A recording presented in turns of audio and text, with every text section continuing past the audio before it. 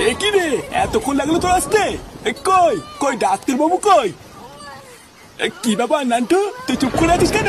Doctor বাবুকে পেলাম না বাবা। ডাক্তার বাবুকে পেলি না মানে?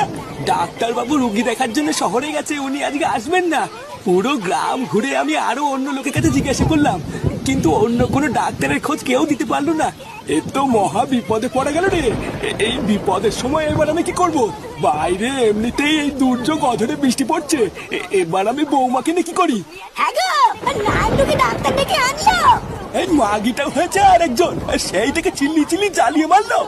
ভোদা কি জানি এই অসময় দুর্যোগের মধ্যে আবার কোন কুলাঙ্গার আসছে।